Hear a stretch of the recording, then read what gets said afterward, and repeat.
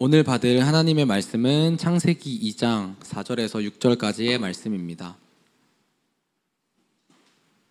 창세기 2장 4절에서 6절까지의 말씀 우리 한 목소리로 합독하겠습니다.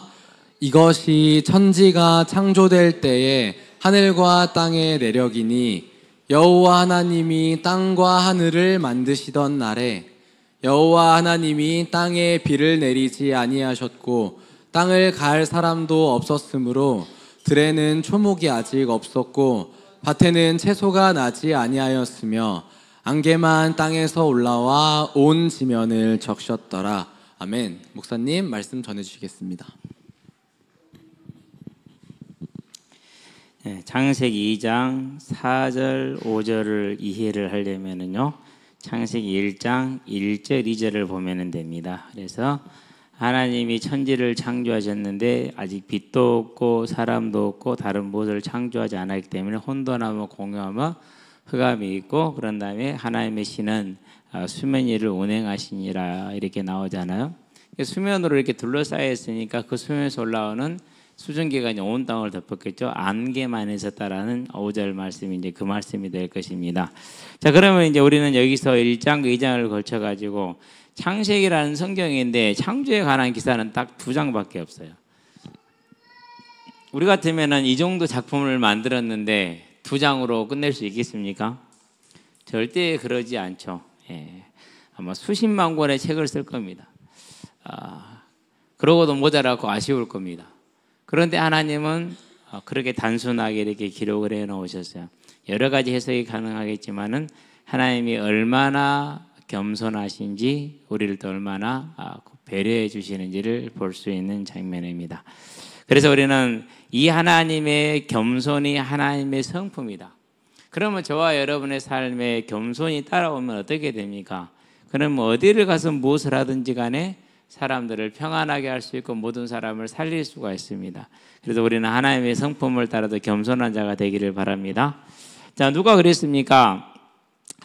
우리가 이제 여러 사람을 볼 수가 있는데요. 일단은 신명기를 보고, 신명기 4장 29절이었죠. 그런 다음에 레위기 29장입니다. 두 말씀을 본 다음에 우리가 증거들을 보도록 하겠습니다. 자, 신명기를 펴니다. 아름이 신명기 찾을 수 있어? 좀 전에 보니까 창세기 2장을 못 찾아가지고 성경 중간을 보고 있던데, 성경 중간에는 신명기가 창세기 2장이 없어. 자, 신명기 4장 29절이죠. 29절 다 같이 한번 읽어볼까? 준비됐죠? 자, 신명기, 창세기, 출애굽기, 레위기, 민수기, 신명기, 그래요. 신명기 4장 29절 다 찾았습니까? 용준아, 네 턱에 신명기 있지 않아? 성경에 있지? 얼른 봐. 원장이는 왜 전화를 안 해줘갖고 못 일어나겠냐? 앞으로 꼭 전화해줘라. 잊어버리지 말고. 같이 읽어볼까요? 그러나 네가 거기서 네 하나님 여호와를 찾게 되리니 만일 마음을 다하고 뜻을 다하여 그를 찾으면 만나리라.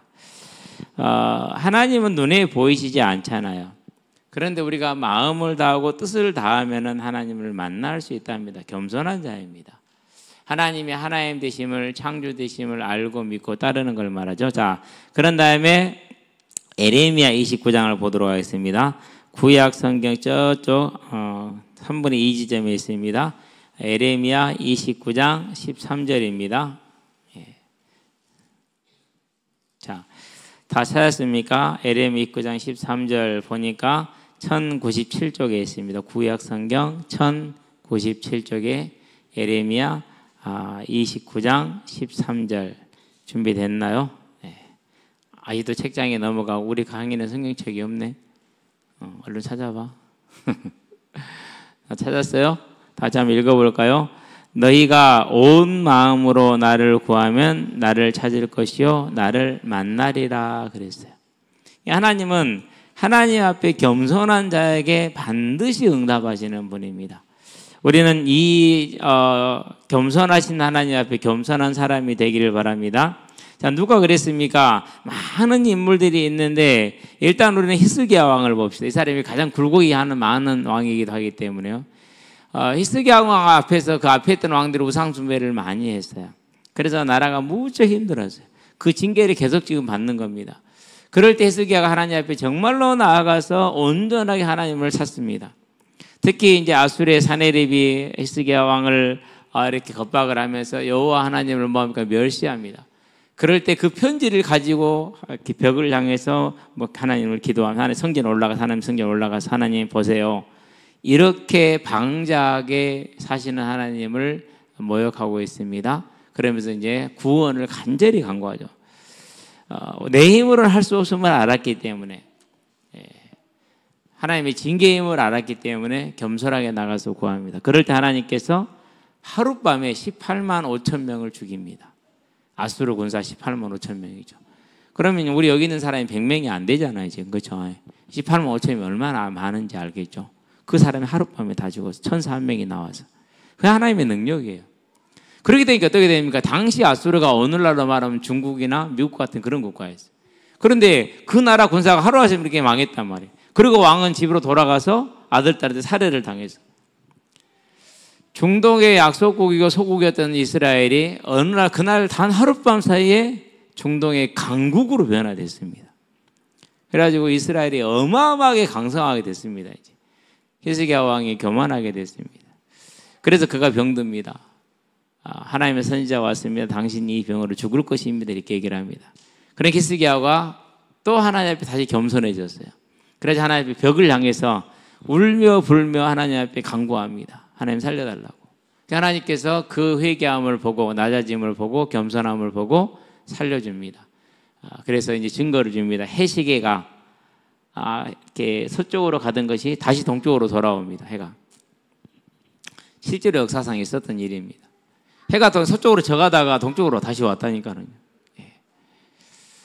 그렇게 히스기야의 증거를 좀 살려줍니다.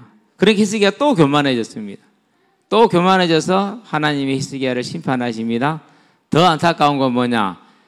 본인이 잘못해서 징계를 받는데 그 징계가 누구 때 행해집니까? 자녀 때 행해집니다. 그러니까 히스기야가 나 때 아니면 됐어 이렇게 말아버립니다. 사람이 배부르면 그렇게 되나 봅니다. 겸손할 때는 용서를 받았지만 교만할 때는 징계를 받습니다. 하나님은 겸손하신 분이기 때문에 교만한 자를 싫어합니다. 저와 여러분은 겸손할 수 있게 되길 바랍니다. 그런 다음에 유다에서 가장 오래 통치했던 왕이 55년 므낫세입니다. 55년씩이나 했어요. 이 므낫세가 55년을 초지일관 이렇게 우상을 숭배합니다. 그럴 때 하나님이 그를 징계해서 이제 아수르로 넘겨버립니다. 아수르 포로가 돼가 잡혀있어 보니까 아이고야 이게 아니거든요. 그제서야 본인이 회개를 합니다. 여호와 하나님이 참 하나님인데 제가 잘못했습니다라고. 그럴 때 하나님이 은혜를 주셔서 다시 왕으로 복귀를 시켜줍니다. 그가 겸손하여 나갔을 때 하나님이 므낫세를 이제 살려주시는 거예요. 역대하를 보도록 합시다. 너무 긴디 역대 많지 길지 않네. 자 대상 대하 그렇게 있죠. 그 이제 역대하 33장 10절에서 13절. 저는 피었는데 한번 제가 먼저 읽어볼까요? 여러분 찾아보게 되길 바랍니다. 여호와께서 므낫세와 그의 백성에게 이르셨으나 그들이 듣지 아니하므로 여호와께서 아수르 왕의 군대 지휘관들이 와서 치게 하심에 그들이 므낫세를 사로잡고 쇠사슬로 결박하여 바벨론으로 끌고 간지라. 그가 환난을 당하여 그의 하나님 여호와께 간구하고 그의 조상들의 하나님 앞에 크게 겸손하여 기도하였으므로 하나님이 그의 기도를 받으시며 그의 간구를 들으시사 그가 예루살렘에 돌아와 다시 왕위에 앉게 하심에 므낫세가 그제서야 여호와께서 하나님이신 줄을 알았더라 이렇게 얘기합니다. 뭐 했다고요? 겸손함에 그렇게 얘기를 했어요. 자, 우리가 이제 이걸 봐야 됩니다. 하나님은 언제나 누구를 찾는다고요? 이것을 이제 하나님은 겸손한 심령을 찾는다 이렇게 표현을 하시는데요. 저는 언제나 겸손한 자가 되기를 바랍니다. 그런 다음에 요시야 왕입니다. 요시야 왕은 교만한 게 없었어요. 그러는데 앞에 왕들이 죄를 너무 많이 범해놔가지고 하나님의 진노가 임하고 있을 때요. 그런데 요시야 왕은 어려서 왕이 됐지만은 힘써서 개혁을 실행을 했어요. 그런데 개혁을 하는데 성경책이 없어요. 구약에 말씀이 없어져 버린. 왜? 그 전에 왕들이 성전도 폐쇄해버리고 제사도 폐쇄해버리고 말씀도 없애버리고 이랬기 때문에. 그러다가 성전을 수리하는데 수리하다 보니까 율법책 성경이 발견된 거예요. 아마 모세오경이었을 가능성이 커요. 읽어보니까 자기들이 행하고 있는 많은 삶의 부분들이 다 우상이라. 하나님 앞에 잘못된 거라. 그것을 요시야 왕이 알고 나서 옷을 찢고 회개를 합니다. 그러면서 하나님 앞에 회개하면서 은혜를 구합니다. 그 은혜를 구하면서 여선지자 훌다에게 보내서 하나님의 뜻을 듣게 합니다. 우리가 회개하고 속죄했으니 하나님께서 용서하실지 모르니까 한번 들어보겠다고. 그런데 하나님 용서는 하십니다. 요시야 때는 진노를 멈추십니다. 그 다음 때에 내리십니다. 하나님은 이와 같이 겸손한 분이시기 때문에 겸손한 자를 찾으십니다. 저와 여러분 하나님 앞에 겸손할 수 있게 되길 바랍니다. 그럼 어떻게 하면 됩니까? 잠언으로 갑시다. 3장으로. 시편 다음에 잠언이 있습니다. 잠언 3장 6절을 보면 다 외우는 구절이기도 하죠. 그렇죠? 자, 너는 범사의 그를 뭐하라? 인정하라 그랬어요. 그리하면 내 길을 지도하시리라. 아멘. 범사에 인정하라는 말이 무슨 말입니까? 모든 일과 사건에서 하나님을 인정하라는 말입니다. 왜 여러분이 키가 그렇게 됐습니까? 여러 가지 사정이 있었겠죠. 하나님이 그렇게 하신 겁니다. 왜 여러분 얼굴이라면 참 종합적이기 때문에 좀 그렇죠. 코가 그렇습니까? 하나님이 그렇게 하신 겁니다. 왜 눈이 그렇습니까? 하나님이 그렇게 하신 겁니다. 눈 하면 우리 여성균이죠. 대화도 아까도 제가 물어봅니다. 성균아 보이냐? 예, 잘 보이는데요. 좀 뜨고 좀 얘기 좀 해라. 저도 눈이 작지만은 저보다 더 작은 게 성균이에요. 매번 놀립니다. 되게 재밌습니다. 그렇게 놀리면 웃으면 더 작아집니다. 예. 누가 그렇게 하셨겠습니까? 하나님이 그렇게 하셨겠죠. 그렇죠? 예. 우리는 그 사실을 뭐 하면 됩니까? 시인하고 인정하면 됩니다. 예. 희경이 저 조그만 거에 있다가 이렇게 눈을 뜨잖아요. 그럼 뭐가 다 예쁘게 나와요? 쌍꺼풀이 착 나옵니다. 얼마나 예쁜지 모릅니다. 그럼 누가 만들었습니까? 태양이는 무쌍이잖아요. 하나님 하신 거라니까. 우리 아이들 그럽니다. 왜 우리는 쌍꺼풀이 없냐? 엄마도 무쌍이고 아빠도 무쌍이다. 당연히 없지. 쌍꺼풀 있으면 없으면 어떻습니까? 그걸 가지고 그리 스트레스를 받습니까? 하나님을 거역하지 않게 되길 바랍니다. 예. 왜 이렇게 하나님을 거역하는지 모르겠어요. 그러면서 그 기운이 그서버리게 돼.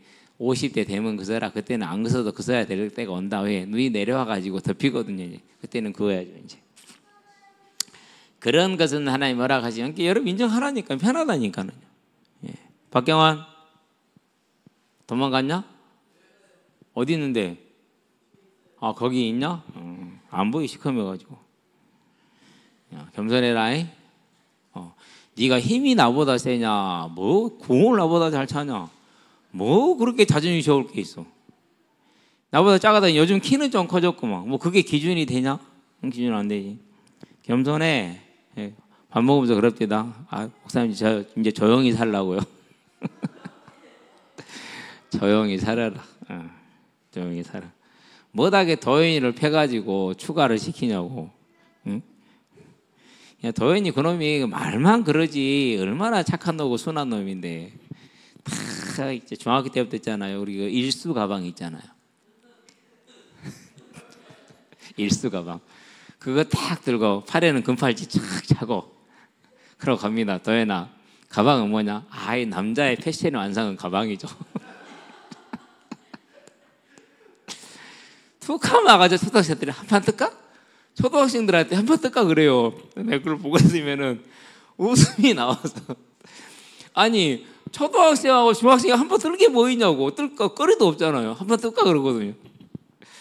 그러면서 태경이한테 전화하고 지훈이한테 전화하고 예, 태경이 친구 지훈이 친구라. 그거 싸워서 뭐 하냐고. 그런 놈을 왜 패냐고. 예? 걔는 또 이제 그래도 도현이는요 눈치는 있어요. 때릴 때는 뭐 해야 된다? 같이 때리면 된다 안 된다? 안 된다는 거 알아. 때리면 그냥 맞아. 그러고는 저는 무사해. 자극은 지가 시켜놓고 때리면 저는 맞고 저는 무사하고 때린 놈. 작은 A입니다.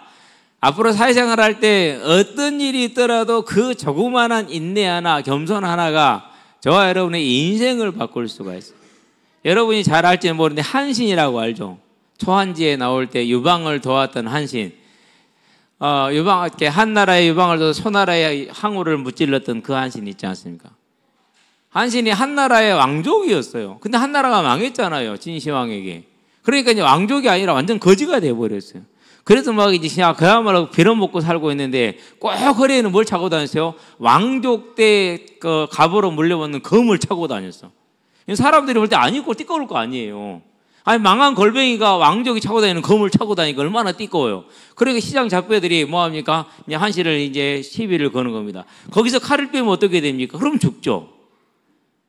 뭐 갖은 수욕을 당하고 모욕을 주는데 한신이 꼼짝도 안 해요. 그러니까 뭐라고 그럽니까? 이제 그런 놈들이 내 가랭으로 기어가면 내가 너 봐줄게. 한신이 기어갈게 안 갈게요? 기어갔어요.